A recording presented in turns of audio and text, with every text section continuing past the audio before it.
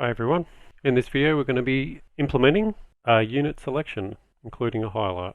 Like you can see here, we'll be able to select our units. It'll deselect if we select on something else, and if we select the unit again, it'll deselect. If you haven't already, I create an outline material video, which is linked up in the top right now, as that's what we'll be using to implement this highlight. Let's get started. Alright, let's add a keybind for our left mouse input. So we'll go to action mappings. We'll add a mapping for mouse left. And we need to create some classes as well. C++ classes. So we're going to need a new player controller. Should be just here.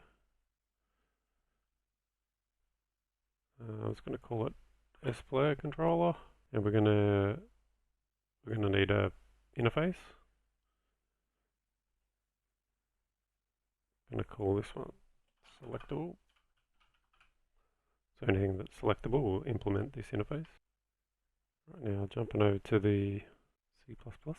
Should have our new classes here now. We're going to start in the existing player pawn. If you haven't done my previous tutorial, setup of the player pawns covered in that. RTS player camera. So in here I'm going to create a new section just to separate the mouse input from the rest of it. I'm just going to call it mouse input. We're going to need a few functions here, so they'll all be protected. So it's going to copy them in, save some time. If you need to pause at any point to have a look at what I'm pasting in, that'll be the easiest way to keep up. We're going to need a reference back to our new player controller as well. So that's what this is. I'm just calling it S-player, and we'll need to just put a forward declaration for that, which is just there. If you don't want to do it that way, you can also just do class.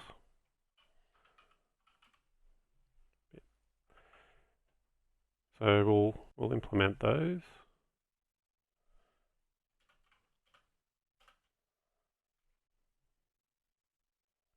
Like so.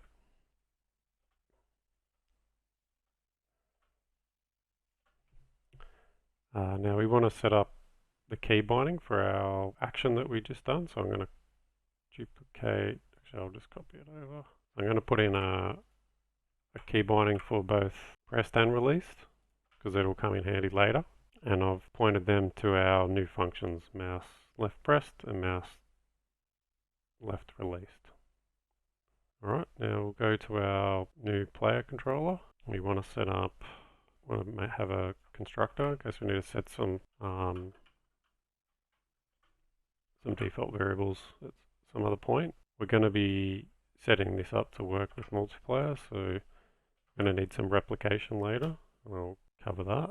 And the way I'm going to handle selection is there's going to be a public handler that'll take any public selection that you want to pass to the player controller, and then the protected functions will be handling the actual selection and deselection and whatever else, and the replication there. I've got these functions as RPCs to the server because you want the server to be the authority on what's selected. It comes in handy later, particularly with on-rep when you want to update UI and stuff like that, and I'll cover that again later. We're going to need a selected array. So that's what units are actually selected. So that'll be a list of what's selected on this player. The other thing we're going to need, well, we don't particularly need it right now, but I'm going to put it in, and it falls in line with what I was talking about, updating UI and stuff. We're going to need a delegate. So that this delegate will fire every time the selected is updated. So I'm using that replicate using onRep, and then in the onRep that'll fire that delegate. So let's just generate the declarations. So one thing that seems to always change lately for me is the out lifetime props name, which doesn't like that being different. Now we want to replicate the selected array or list to the owner only. since player controllers are only known to the owner and the server anyway. So to add this, we need to add some an include, and that include is the Unreal Network function there.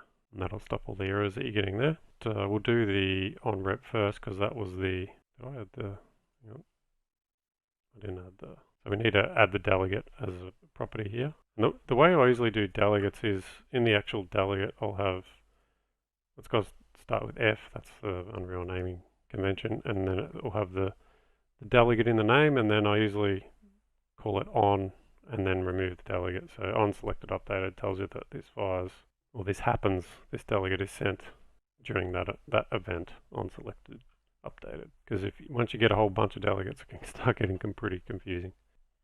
So this we want to send in the onRep. So basically when the client gets a copy of the updated selected list, it's going to say, hey, my local UI, I just updated my selected, refresh the display. That's the purpose of that. We won't be implementing that today, but that's what it's used for. So in our begin play, because we're going to be using the mouse in the game and selecting stuff, we need to set the input mode. Otherwise, we'll have a mouse for 5 seconds, we'll select something and it'll get consumed. So the input mode that we want to use is game UI. So that'll give us the cursor, and we want to force the cursor to be shown, and we don't want it to be consumed on a capture. And we pass that into the set input mode. So now we get into our functions, and the first one we're going to do is the handle selection. So this is what will be passed to the player controller when you have something to select. And we haven't set this up yet. The way we check if something is selectable is we cast it to our, maybe we should set that up, but we cast it to our selectable interface. So we're saying, hey, do you implement this interface? And I've just included that selectable.h. What the selectable interface is going to do is it's going to tell us, hey, what do you want a selectable thing to be able to do? There's a few things we're going to want it to be able to do. One, we're going to want it to be to select. We're going to want it to deselect, and we also, like I showed at the start, we're going to want it to highlight the character. So the way the interfaces work, this is basically saying there's no implementation here, but anything that implements iSelectable should implement these functions. And we'll set that up on the character later. But for now, that's all we need to know, is that that's how we can tell something's selectable. So if I select the ground, for example, it's not going to add the ground actor to the selected list. It's only going to be something that you deem to be selectable. We want to do a couple of different things depending on whether the actor is already selected or not, whether we did hit the ground and stuff like that. So we want to know, is whatever we're passing through, and it's well, hang on, let's, first of all, if it's not a selectable, then we just want to clear the selected list. So like if we click on nothing, then we want to go, hey, we're deselecting everything, and we'll implement that function in a second. But the other thing we want to do is this actor that's coming in, is it already selected? Or is it valid, and is it selected already? And here we're either gonna, if it's selected, we're gonna deselect it. If it's not selected, we're gonna select it. So let's do this check to see if something's selected first. That's pretty straightforward. We check it's valid. We check if the selected array contains that actor. If it does, it's selected. If it's not, it's not. That'll come through to there. So now we can just call the functions we want to, for the actions we want to do. So remember, this is on the client. So we want to say, hey server, this guy's already selected, deselect him. Or this guy's not selected, let's select it. And that'll get passed to the server. So then when we get to the server, we want to do, we've got the authority now to update the selected list and do whatever. But the first thing we're going to do is clear the selected list. So that'll just, if anything is selected, we're now switching the selection to this selection that's being passed in. So if there's another actor selected, we say no, deselect that one, select this one now. And we'll handle multiple selections in a later stage. So before we select anything, we want to check, is it valid? We're not passing in some null pointer or anything like that somehow.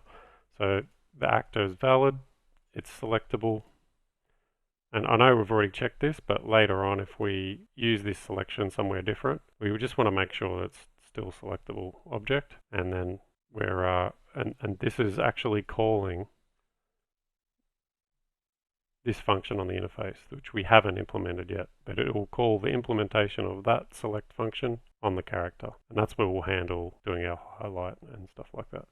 And then on the server, we're adding the actor to the selected list, and then that selected list is then going to replicate, and then it's going to fire the onRep selected when the client gets to it. Actually, what we probably need to do to, so no, we don't need a, oh yeah, in case this is a listen server, we probably want to add an onRep selected here, because in C++, the server doesn't automatically call the onRep. So if you're a server client, you need to call it manually because the server still needs to call it. And the reason for that is on a dedicated server, you wouldn't want to fire some delegate that's going to update a UI that you don't have. Well, that's my understanding anyway.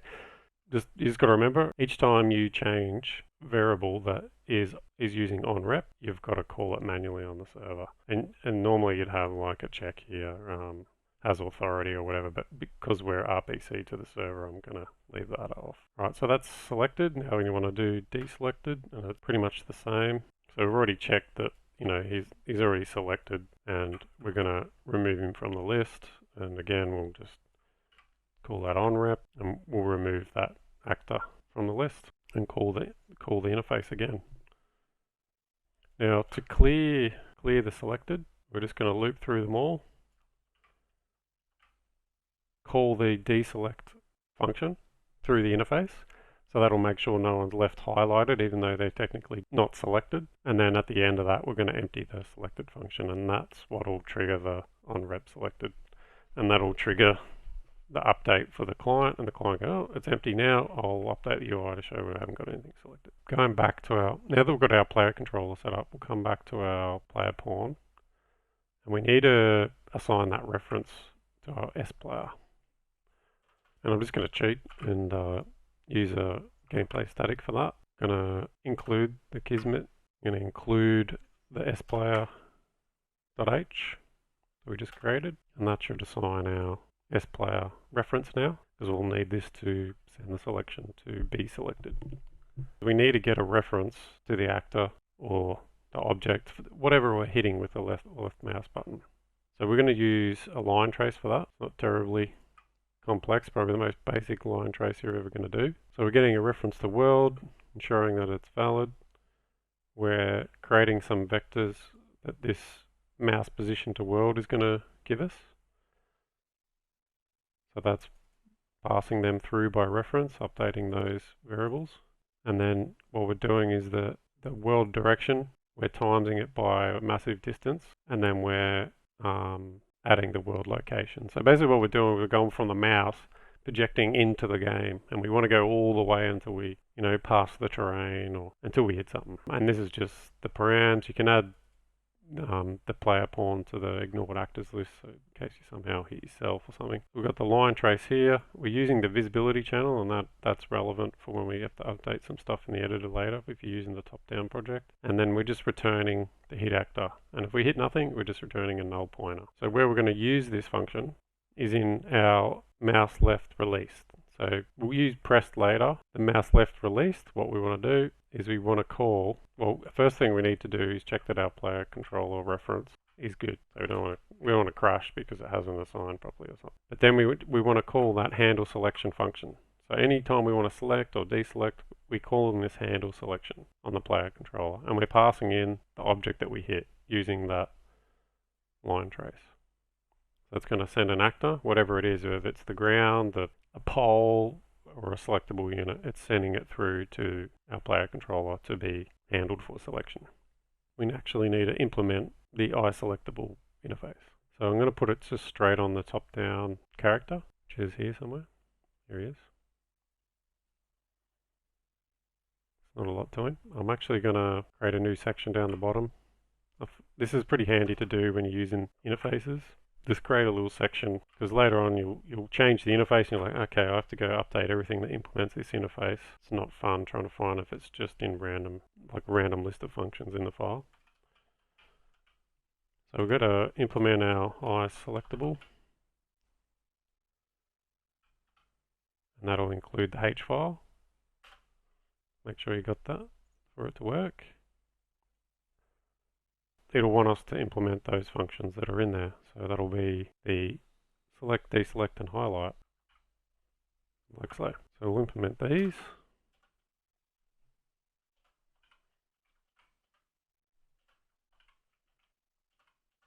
What we're also going to add, just so we've got a quick reference for the local player if it's selected or not, we're just going to add a selected property. So selected. Might come in handy later. But what we'll do is when we're selected, we'll actually just flag it as selected. For the highlight, we're just going to pass in our selected state. And same for the deselect. So that'll turn our highlight off. If you watch the video with the material for the highlight, you've seen that we were ticking that box that allowed the custom depth pass to occur on the player, and this is the code to enable that. So it's getting the component, finding the correct component, setting the random custom depth to true or false. So now we go back to the editor. So we'll reload the editor. First thing we'll do is we'll create a blueprint class for our player controller. I'll put it straight in there. Not absolutely required, but like the blueprint class. Yeah, save that. And then in our game mode, or whatever game mode you're going to use, we need to set to use that player controller. So B player, B S player.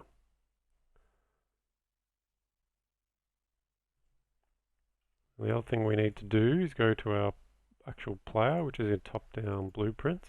Open the top-down character.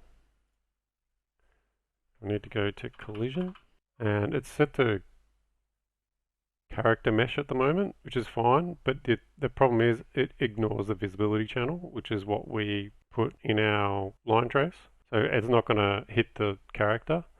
So you can either just change this to custom and put that to block, or you can create your own trace response channel and set that. But I'm just going to keep it simple for now and just undo that for now. If it becomes an issue in the future, we can easily swap that up. Save those. So that's that. And then the other thing we need for the outline to work, if you followed the material one, you might already have this, but we need to go to our post-processing material, volume, sorry, and assign the render material. Do I have one in here? I don't think I do. Oh wait, it's under lighting. Yep. So we go to materials.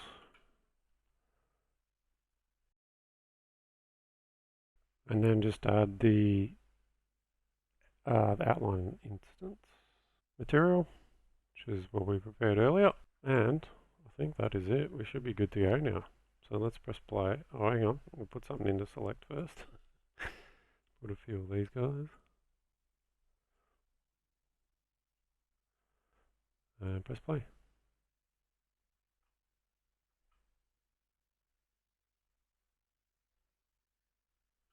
And that is not working because it appears to be using the wrong player controller.